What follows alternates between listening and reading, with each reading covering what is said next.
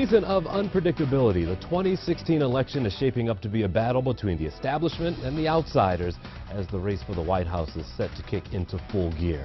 Hello everyone, I'm Jason Newton. Welcome to this Commitment 2016 edition of 11 TV Hill. And from the White House at Capitol Hill to Baltimore City Hall, we'll take a look at some of the key races heading into 2016. We'll put the candidates in the spotlight along with their campaign promises.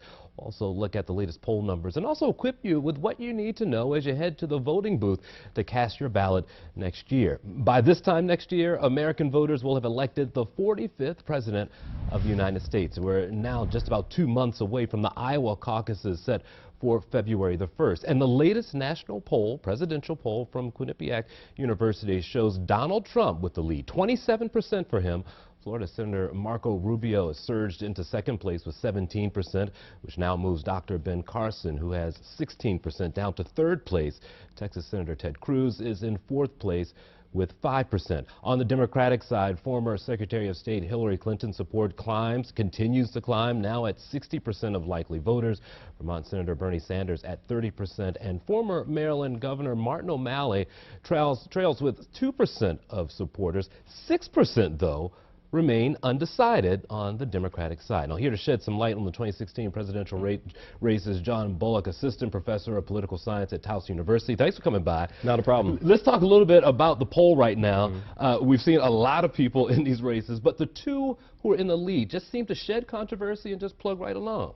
Right. In the case of Hillary Clinton, you know, the whole email scandal, that was something that sort of went away, even though there were a lot of questions about it. And then on the Republican side, Donald Trump, I mean, he tends to be very impolitic, but it's not hurting his poll numbers at this point. The numbers right now, what does it say about the electorate? What do people think of these two leaders right now? Well, I think on the side of Hillary Clinton, I think those look at her as being the front runner, being the established candidate, and someone who they should go after. I think on the Republican side, you're looking at somebody like Donald Trump, who is touching a certain nerve within the Republican Party, and I think people are gravitating toward it. I feel like there's something different this time around. Do you feel like there's something different in this race compared to other years? You have a GOP side with a lot of candidates, and Democratic side, the same leader has stayed in the same spot pretty much. That didn't shake up much. Does it feel different to you at all? Right, well, definitely on the Republican side, there's a little bit of difference there. I mean, you have people like Donald Trump and Ben Carson who are getting more traction than people might have expected. I mean, I think there was a thought that they would sort of fizzle out, but at this point, they're still in the running. Talk about the idea of outsider versus insider. I think a lot of people, I've heard at least about Donald Trump, some folks will say, well, he's saying what I'm thinking. Do you think that outsider mentality, well, clearly is paying off, but what do you think that means to a voter to have an outsider running? Well, I think part of what's happening there is the lack of political correctness. I think that's touching a nerve. People are saying, look, you know, he's a straight shooter. At the same time, though, I think that also speaks to the electorate on the Republican Party in terms of who they look at as a viable candidate and who they're actually going to put support behind. Sure. We were talking before the show a little bit like candidates like Herman Cain last time around had the same kind of push that Donald Trump had, and then, like you said, sort of fizzled out towards the end, and we're not seeing that right now. What do you anticipate as we go forward? Well, you look at him as a legitimate candidate. I mean, at this time, we're going into New Hampshire and Iowa, and even those early states that he's polling well, so he has to be taken with some serious consideration. Sure. Here in Maryland, Martin O'Malley, former governor, running on the Democratic side, and just doesn't seem to get the push that he needs to be in I would like to say, a realistic conversation, let's just say, only single digits. But he doesn't leave.